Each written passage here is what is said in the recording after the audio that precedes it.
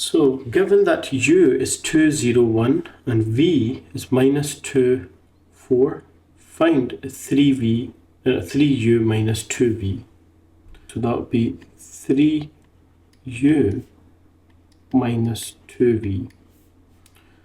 So that would be 3 times 2, 0, 1 minus 2 times v, which is minus 1, 2 and 4. So that would be 6, that would be 0, that would be 3. Now here I'm just going to multiply by 2. So that's minus 2, that's 4, that's 8. 6 minus minus 2, that's 6, that plus 2, that would be 8.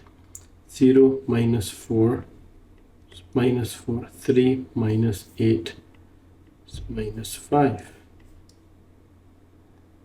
So the answer would be D in that case.